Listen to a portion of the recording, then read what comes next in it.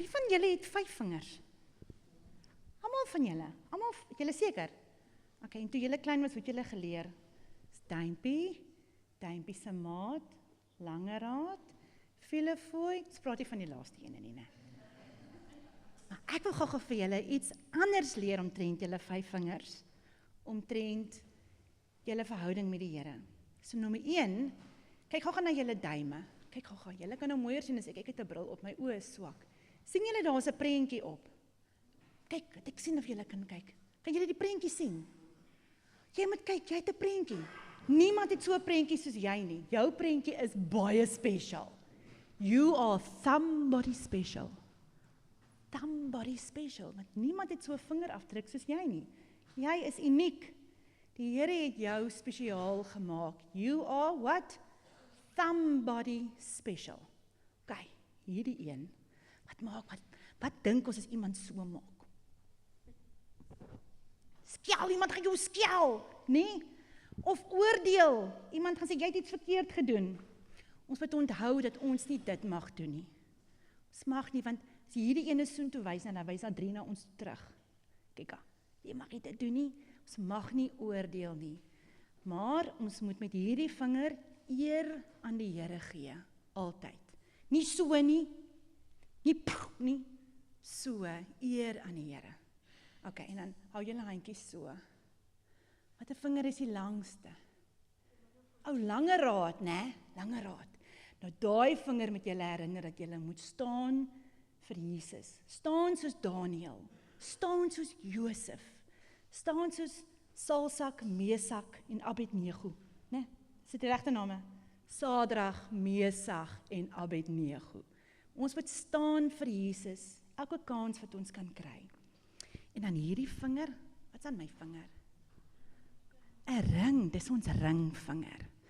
Ons ringvinger kan ons herinner daarvan, dat God het 'n verbond met elkeen van ons, 'n belofte. 'n ring, 'n trouring is 'n belofte wat jy maak aan jou maat, om Jaco is myne, maar ook aan God. Jy beloof om getrou te wees aan jou man, maar ook getrou te wees. Ons moet 'n belofte maak. God het eers die belofte aan ons gemaak. Hy het beloof, ek is so lief vir jou. Ek sal jou altyd beskerm.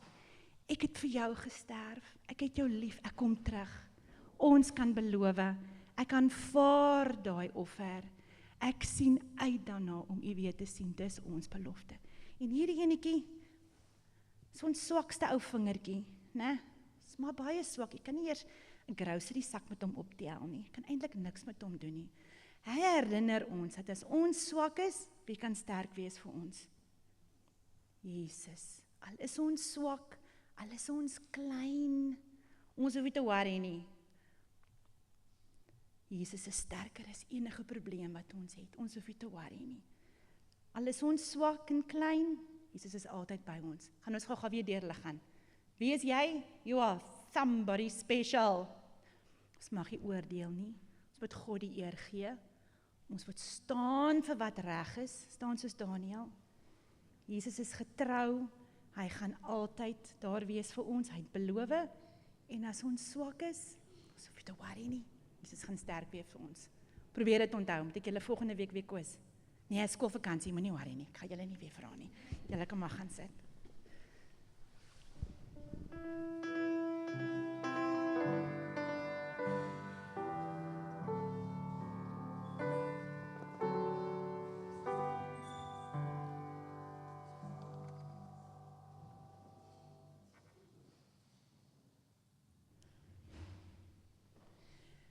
Ek sing graag vir julle 'n liedjie wat Tannie Linda vertaal het. Tannie Linda, hoeveel jaar terug het Tannie Linda hierdie liedjie vertaal? 50 jaar terug. Die liedjie se naam is Vader, neem my hand en lei my, en dit is regtig een van my gunsteling liedere om te sing. Dankie Tannie Linda dat Tannie hierdie woorde geskryf het.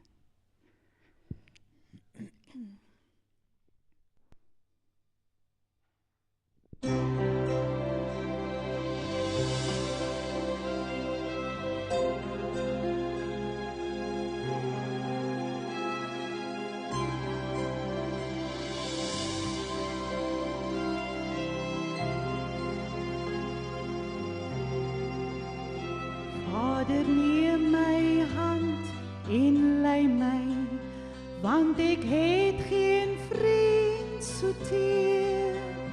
In die duister sal ek struikel, laat my dig aan U sy bly.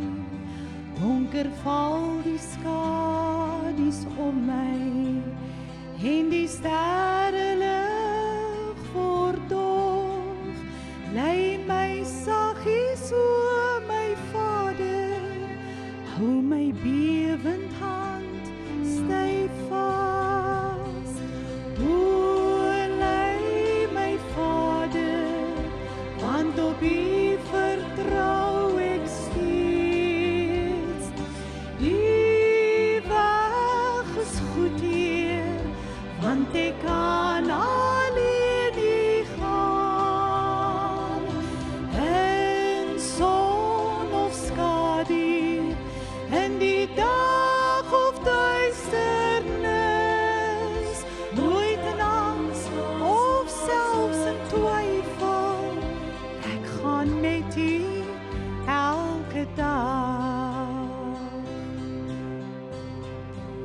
Waar ek daagliks nou versoek word, help my in my hulpeloosheid, en alom my woed die storme, en die golwe breek om my. Vinnig gaan die duister om my, en daar is geen skuiling nou. U o God is al my redding, help my om nie te vergaan. O lei my Vader, want op U vertrou ek steeds.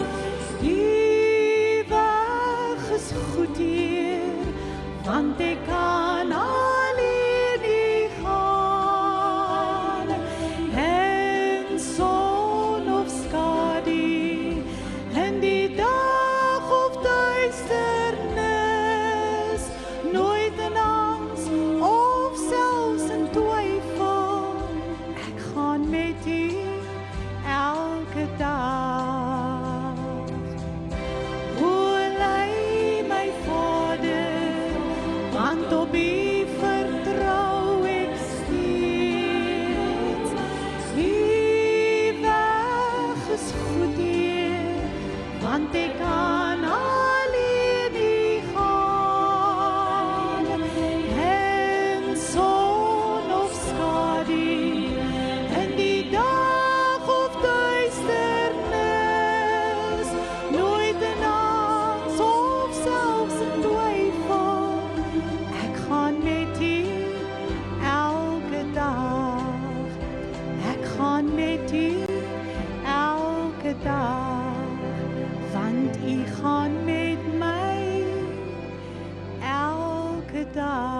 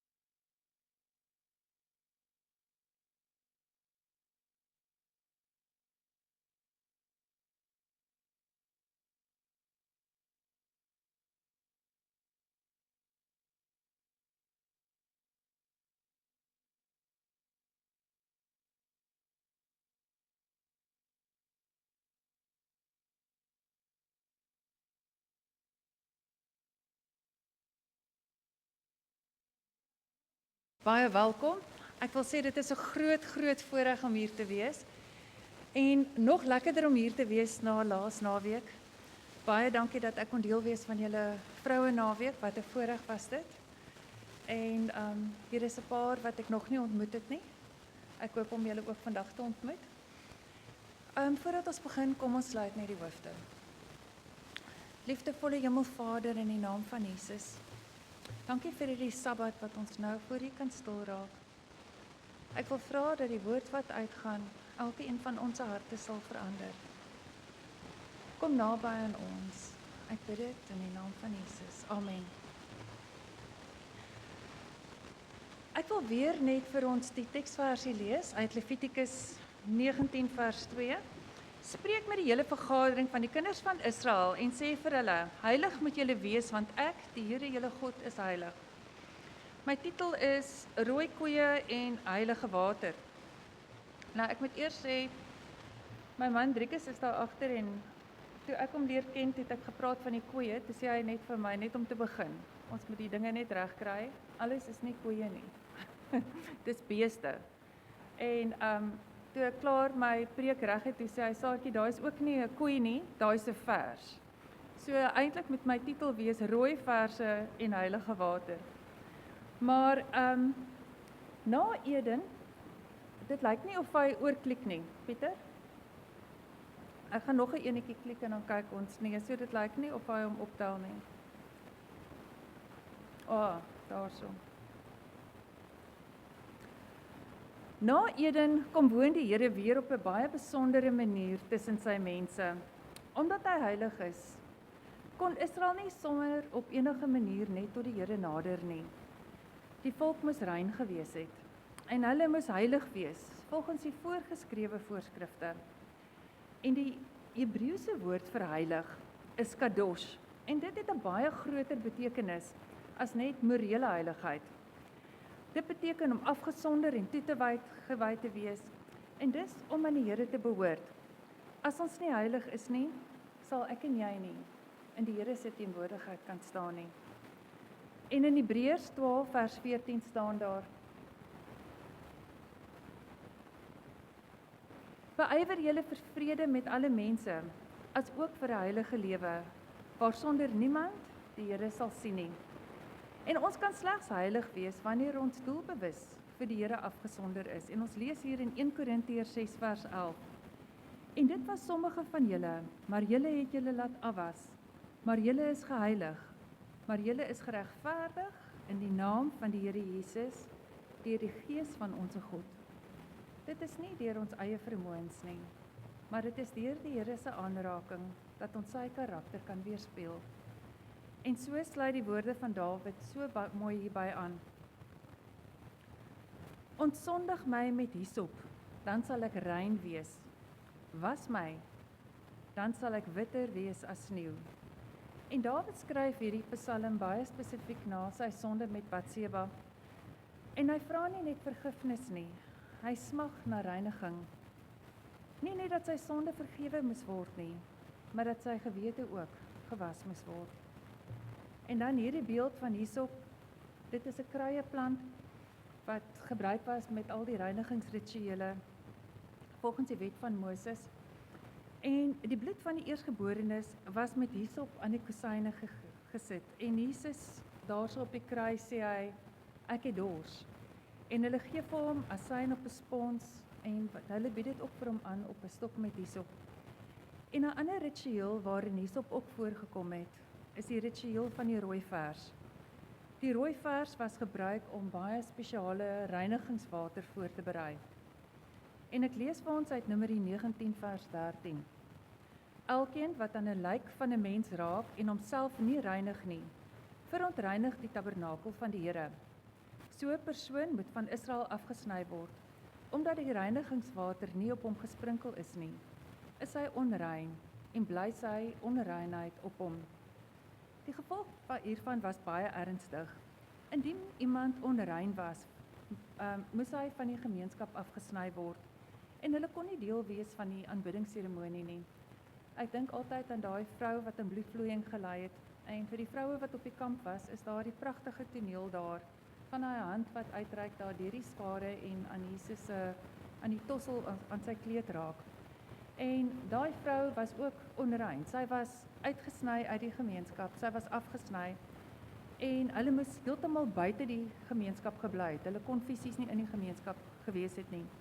Maar sou daar genesing plaasgevind het, was daar altyd 'n seremonie, die seremonie van reinigingswater, sodat 'n persoon wat onrein was weer in die gemeenskap toegelaat kon word. In 2022 in Israel, daar was 'n Joodse FSA boer, 'n Amerikaanse boer wat rooi angusse begin teel het in Texas, spesifiek om hierdie rooi verse of rooi koeie te teel. En die verse moes baie streng voldoen het aan die vereistes volgens Numeri 19. Rooi verse in Israel is gebring na 'n baie veilige plek daar na Silo in Israel, en die rooi vers is nodig vir die seremoniële reiniging volgens die Joodse wet. En sonder hierdie reiniging mag geen tempeldiens ooit weer plaasgevind het nie, of mag dit ook nie. En soos wat julle weet, die Jode is nou weer besig om die tempel te herbou. En ek en jy weet, dit is alles al reeds voltooi deur Jesus wat heen wys op elke offer wat daar is. Die hele offerstelsel is voltooi deur hom. En die fokus op die rooi koei wys na Israel se voorbereiding vir hulle derde tempel. Maar ek wil vir julle graag net hier wys. Ek is laas jaar het ek die voorreg gehad om te kon Silo toe gaan. En daar by Silo is hulle word hulle aangehou. Ek was baie verras toe ek die rooi koeie daar gesien het. Maar Silo is geleë in die Wesbank, waar die tabernakel vir 400 jaar gestaan het. En Silo verbind die tabernakel-era met die toekomstige tempelverwagtinge wat daar is. Maar ons fokus is Jesus Christus, die vervulling van die seremoniële wet. Die rooi koei as sondoffer is 'n heenwysing na Christus. En Numeri 19 beskryf die offer van die rooi koei as volg. Die dier moes rooi gewees het. Daardie koei mag nie een wit haartjie opgehad het nie, nêrens nie. Elke haar moes bloedrooi wees. En sy moes sonder liggaamsgebrek gewees het. En sy mag nog nooit ooit 'n juk ook gedra het nie. Dit is so 'n tipe van Jesus, 'n sondelose en 'n volmaakte bloedoffer. En in Hebreërs 9 vers 14 lees ons: want as die bloed van stiere en bokke en die as van 'n vers, hierso spesifiek in die Nuwe Testament verwys dit alweer na die rooi koei, die as van 'n vers, heilig maak tot reiniging van die vlees, hoeveel te meer sal die bloed van Christus nie julle gewete reinig nie. En dit vat my na daai vers wat ons nou in die begin gelees het, wat Dawid gesê het: ontsondig my en kom was my rein, dat my gewete ook gewas kan wees. En selfs die beeld van die rooi koei of die vers, dit is die vroulike vorm word altyd verbind met die vermoë om lewe voort te bring. Soos 'n koei of 'n vers wat melk gee en lewe voed en onderhou, is Jesus ook die enigste een wat kan lewe voortbring en lewe gee. En hy het die mag om die dood te oorwin. Lewe en dood is in sy hand. En hierdie dier was ook baie skaars, en dit vat ons na die skrif daar in Openbaring 5. Wie is waardig? Wie is waardig? En die antwoord is slegs Jesus, die lam van God. Die vereiste was dat daar geen juk op hierdie dier gekom het nie, en dit kan gesien word in die beeld van Christus, dat hy volkome vrywillig sy hele lewe opgeoffer het. Hy het nie aan die kruis gesterf omdat mense hom daar gehang het nie, maar hy het gekies om sy lewe op te offer. Hy is nie gedwing nie, maar hy het homself uit liefde en gehoorsaamheid aan die Vader gegee. En in Johannes 10 vers 18 lees ons: niemand neem dit van my af nie, maar ek lê dit uit myself af. Ek het mag om dit af te lê, en ek het mag om dit weer te neem. En dit wys duidelik daarop dat Jesus sy lewe vrywillig gegee het. En volgens Numeri 19 vers 2 tot 4 is die rooi koei vers aan die Eliezer die priester gegee. Maar hy het daar nie self geslag nie. Ek wil net vir julle so 'n bietjie van die seremonie vertel. Die priester het die bloed geneem. As daardie vers nou geslag is, het hy daardie bloed geneem en hy het dit 7 keer gesprinkel in die rigting van die tabernakel, of van die tempel eintlik op daardie stadium. Dit was 'n teken van reiniging voor die Here. En die 7 maal sprinkel beklemtoon die volledige reinigheid en dat dit genoegsaam is en dat Jesus se bloed genoegsaam is vir al die sondes van hierdie wêreld. En dit wys vooruit na sy volledige lyding, dat hy 'n volkome offer is. Baie kommentare, hierdie was my nogal redelik interessant hoe ek dit gelees het, en baie kommentare sê dat Jesus se bloed ook 7 keer gevloei is, simbolies daarso van die 7 keer se sprinkeling. En in Getsemane weet ons dat die heel eerste keer daar sy sweet was soos bloeddruppels. En dan die tweede keer is, hy was geslaan en hy was vermink. Ons lees dit in Jesaja 52 vers 14. Sy rug was gegesel, 'n doringkroon was daarna op sy hoof geplaas, sy baard was uitgepluk, sy hande en sy voete was deurboor.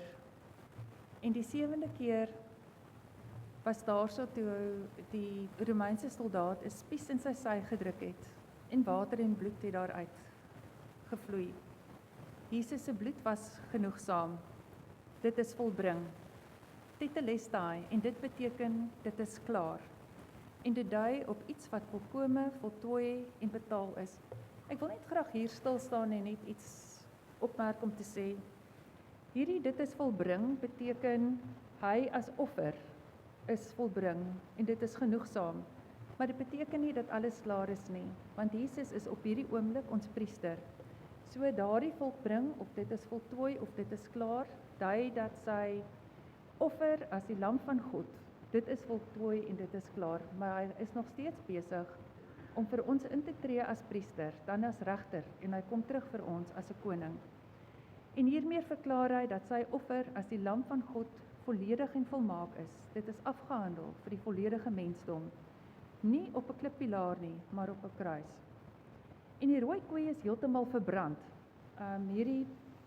Hierdie rooi vers is buite die stad geneem en was daar verbrand. En alles was verbrand, die vel en die bloed en selfs die mis. En saam met die koei is daar binne in die hout, op die offeraltaar is daar gegooi sederhout, hiesop en skarlakendraad. En hierdie 3 elemente dra ook nog verdere simboliek. Die sederhout was 'n heenwysing na die kruishout van Christus. En ek en jy kan nie dink hoe was dit as ons in die tempel ingegaan het. Die meeste van die tempel was gebou van sederhout. Daardie reuk wat eintlik so simbolies en lekker is. So ek dink as jy in die tempel kon ingaan, het jy daai reuk gekry van daai sederhout. En dit was eintlik ook 'n herinnering aan Jesus, né? En hiesop, soos wat ons nou verwys het, alles is ontsondig met hiesop, wat hulle mos die kusyne gesmeer het. En dan skarlakendraad, dit is rooi wol. En ons weet, dit was ook ingeweef in alles in die tempel. Maar skarlakendraad herinner ons aan die sonde wat deur Jesus gereinig word. Al was julle sonde so skarlaken, dit sal wit wees so sneeu. Die Here sal dit vir ons, sal ons sondes van ons wegneem. En selfs die priester en die mense wat by hierdie offer betrokke was tot die aand toe onrein. Julle moet mooi hoor wat ons hierso sê. Daardie offer, as hulle daai offer gebring het, almal wat betrokke was by hierdie offer was onrein. En dit wys hoe ernstig die sonde en die reinheid voor God is. Die as van die offer is daarna op 'n rein plek buite die laar bewaar en later gebruik om die reinigingswater te maak. Nou, hierdie het ek vir julle, reinigingswater kon slegs gemaak word van water uit 'n fontein of lewende water. En die as van die rooi koei was met hierdie lewende water gemeng. Dit kon nie stagnante water gewees het wat net uit 'n put uitgeskep is nie. Die reinigingswater is gebruik om te reinig wat met die dood in aanraking kom. Byvoorbeeld 'n lijk of bene of 'n graf of 'n tent waarin iemand gesterf het. So indien enige iets met die dood in aanraking dan moes die as van hierdie rooi koei was gemeng dan met water uit 'n fontein en hierdie water is gebruik om oor iemand te sprinkel. En hierdie fontein, ek weet as julle in Jerigo gaan, daar is 'n 7-oog fontein daar. En hierso is die 7-oog fontein van Jerigo as absolute teken van lewende water. En hierdie beeld wys vooruit na Christus wat die lewende water is. En ek lees vir ons daarso by sy put in Johannes 4 vers 14 praat hy daar by die vrou van Sigar. dat die water wat hy gee, in die mens sal word soos 'n fontein wat opborrel tot 'n ewige lewe. En soos die reinigingswater in Numeri 19 die onreine persone weer kon herstel, reinig Christus vir my en vir jou en elke sondaar, en hy bring hom terug in die gemeenskap van gelowiges. Die reinigingswater het dus die pad na die Here en die gemeenskap weer terug en oopgemaak. En ek wil vra, as ons bietjie stil staan, is ek en jy werklik gereinig deur Christus? Of is daar nog plekke in ons lewe wat ons herinner aan dood en sonde? Is ons deur die bloed van Jesus Christus gereinig? Ons kan dan nie meer vir onsself lewe nie, maar ons behoort aan hom. En daarom sê hy, ek is nie my eie nie, maar ek behoort aan u. Baie interessant, as jy by Jerusalem uitgaan, na die Kidron-vallei toe, jy moet die Kidron-vallei oorsteek, om by die Olyfberg uit te kom, daar so wat Jesus gaan bid het. Hier is vir julle die Olyfberg, daar by Getsemane, is die Church of All Nations, dit is reg daar op die Olyfberg. Die hele Olyfberg was in die tyd van Jesus vol olyfbome geplant. So, dit is waar Jesus het deur die Kidron gegaan, deur daai vallei van doodskade, en toe het hy opgegaan daar in Getsemane, en hy het daar so gaan bid. En omdat hierdie offer buitekant die laar plaasgevind het, wys dit ook vooruit op Christus. En Hebreërs 13 vers 12 sê, dat Jesus ook buitekant die poort gelei het. Hy het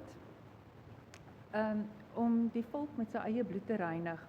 En dit wys nie net na Golgotha nie, maar ook na die lydingspad van Christus, van Getsemane, waar hy innerlik onder daardie sondelas van die hele mensdom gebuk gegaan het vir my en vir jou, tot uiteindelik by Golgotha, waar hy sy bloed gegee het, om ons te heilig en te reinig. En baie interessant, miskien is dit so 'n bietjie klein daarso, daardie offeraltaar, waar hulle hierdie rooi koei geslag het, was ook by Getsemane, daar by die Olyfberg. En volgens Numeri 19, volgens die hele proses en die hele ritueel, was hierdie dier buitekant geslag. En in die Ou Testament is daar net sekere offers, en dit was die offers wat met die dood en die sonde en onreinheid verband hou, wat buite die laar hanteer is. Alle ander offers was binne in die tempel geoffer, maar net hierdie offers was alles buite die tempel. En ek dink as julle dink aan watter offers was alles die onrein offers, dit is hierdie ene van die rooi koei. As daar 'n melaatse persoon was dit ook buite die laar. En dan ook die offer van die melaatse persoon, julle moet dit bietjie gaan lees, dit is vreeslik interessant van die 2 voëls, en dit is ook baie soortgelyk aan die van die 2 sondebokke. Die sondebok was buite die laar, op die groot versoendag, die melaatse offer, en dan ook hierdie offer van die rooi koei. En die altaar waarop hulle geoffer het, se naam was die Mifkat altaar, en dit was buite Jerusalem, omtrent op presies dieselfde plek as wat Getsemane was. En dan, hierdie pad buite die stad loop simbolies deur die plek van oordeel, oor die Kidron-vallei. En daar bid Jesus, nie my wil nie, maar laat u wil geskied. En in groot benoudheid worstel hy onder die gewig van die hele mensdom se sondes. En dan, so word die rooi koei 'n kragtige heenwysing na Christus. Hy dra die oordeel buitekant die laar, sodat ons gereinig en vir my en vir jou versoening is vandag.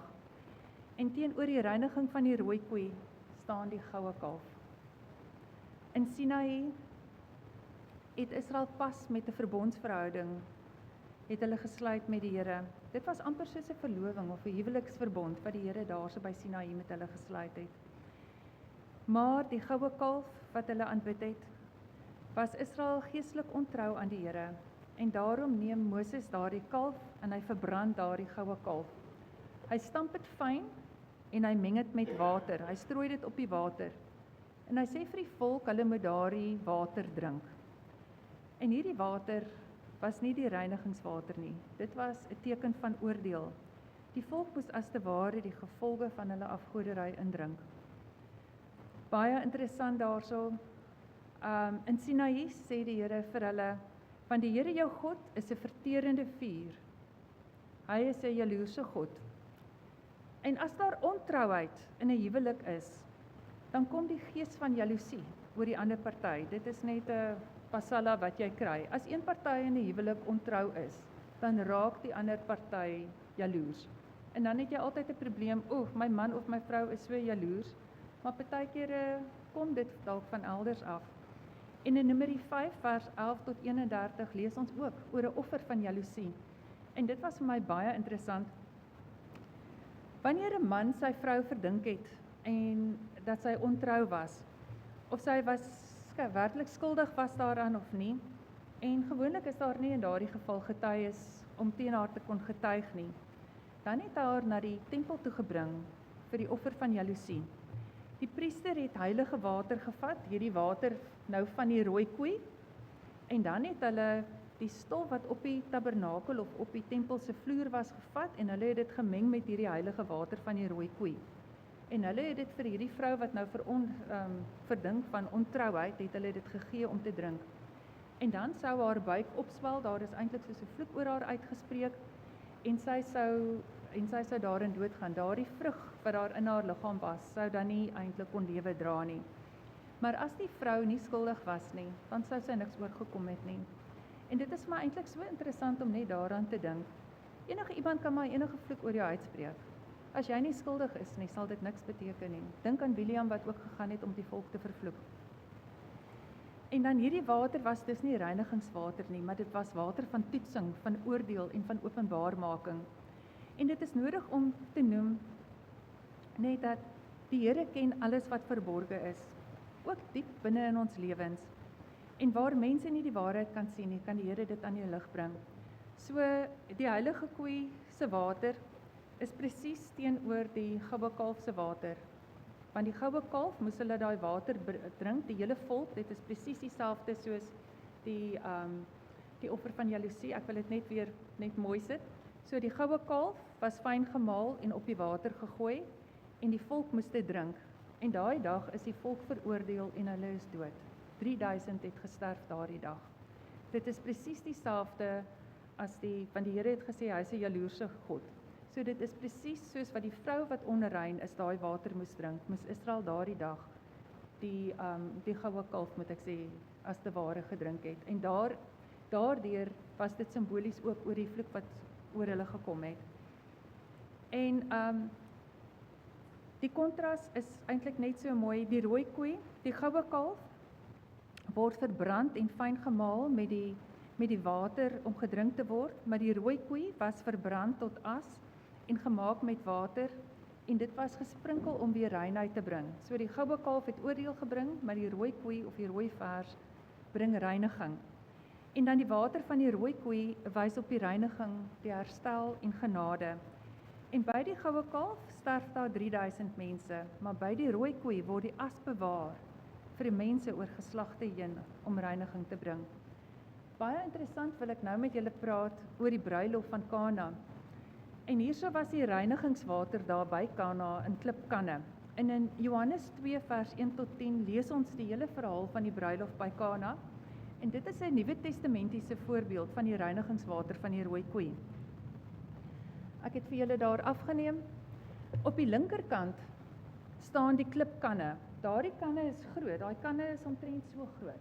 Dit is klipkanne en binne in daai klipkanne, dit is die seremoniële kanne waarin die reinigingswater gehou is.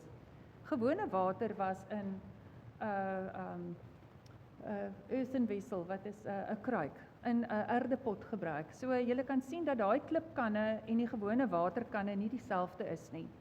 So die klipkanne wat daar by Kana was, dit is hulle wat ek vir julle daar afgeneem het. En hulle was gebruik om hierdie rooi koei se heilige water te hou. En dit is dit wat Jesus gebruik het, toe hy die eerste water in wyn gemaak het. En daar was 6 klipkanne volgens die reinigingsgebruike van die Jode. En die heilige water van die rooi koei was in hierdie ene. En wanneer Maria vir Jesus sê dat daar nie wyn is nie, antwoord hy en sê, my uur het nog nie gekom nie. Maar hy gee toe die opdrag dat die klipkanne vol water gemaak moes word. En Jesus stel homself bo die seremonie deur die water in wyn te verander. Wat 'n pragtige beeld is hierdie nie, wat vooruitwys op Jesus se bloed. Soos later by die nagmaal, waar die wyn die bloed van die bruidegom is, dat dit 'n vervulling sou wees van die mensdom, sy bruid, om homself met ons te versoen. En hierdie eerste wonderwerk, waar die seremoniële rooi koei die reinigingswater heen wys, is na sy offer om uiteindelik sy bruid te reinig en 'n verbondsverhouding met hom te bevestig. Julle, toe ek het eintlik besef, wat het Jesus daarso met daardie heel eerste wonderwerk gedoen? Op daardie heel eerste wonderwerk het hy gesê, ek sal buite die laar vir julle gaan sterf. Hierdie reinigingswater wat julle gebruik, ek is daardie reinigingswater.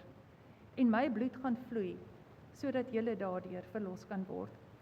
En ek wil net sê, is daar enige aspekte in my en jou lewe wat ons nog nie vir die Here gevra het om te vergewe nie? Die Here sê net kom en hy wil baie graag sy reinigingswater, sy bloed oor elkeen van ons sprinkel, om te sê, weet julle, ek wil weer in 'n verhouding met julle wees. Soos wat hy vir Israel vergeef het daarso by die goue kalf, kom hy weer en hy sê, kom weer, bring weer 2 nuwe klippe, kom ek skryf dit weer, ek wil met julle in 'n verbondsverhouding tree, ek wil hê elke een van julle moet deel wees van my. En dan Jesus het nie net gekom om uiterlik te was nie, maar hy bring reiniging van die gewete. Hy sê, hy is sonder sonde, hy was ononderworpe aan die juk, hy was volmaak vry. Hy het buite die stadsmure het hy gekruisig en gesterf. En hy gee nie net die bloed nie, maar hy is die lewende water wat ons reinig van ons sonde. En hier is die rooi koeie, soos wat hulle vandag daar is, wat hulle lyk, die 5 verse wat daar is by Silo. En ons dra nie net die sonde nie, ek en jy dra skuld ook.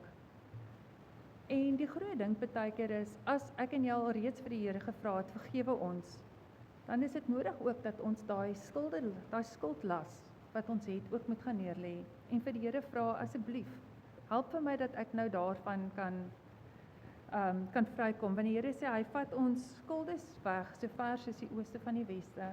En ek wil vir jou sê, as jy eers in jou lewe iets groot gedoen het, en jy voel nog steeds, jy dra dit saam, wil ek vandag vra, dat ons moet kom, en ons moet vir die Here vra, om ons regtig aan te raak, en sodat hy ons heeltemal kan vrymaak. Ek sluit vir ons af met 'n vers hierso, Esegiel 36 vers 25. Ek weet nie of julle miskien dalk net wil volg, of daarheen wil gaan nie, asseblief. Esegiel 36 vers 25.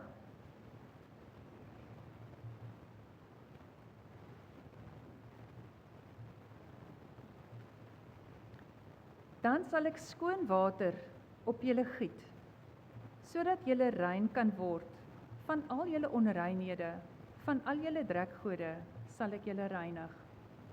En ek sal julle 'n nuwe hart gee en 'n nuwe gees in julle binneste gee. En ek sal die hart van klip uit julle vlees wegneem en julle 'n hart van vlees gee, sodat ons kan heilig wees, want hy is heilig. Amen.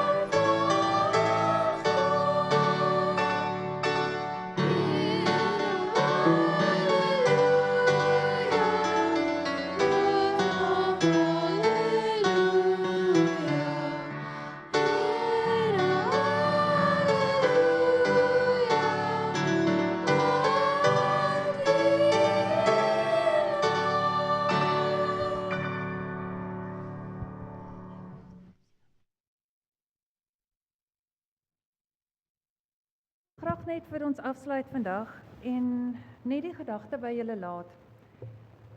Die rooi verse water, daai reinigingswater, was genoegsaam om alles te reinig, sodat iemand weer kon deel wees van die gemeenskap.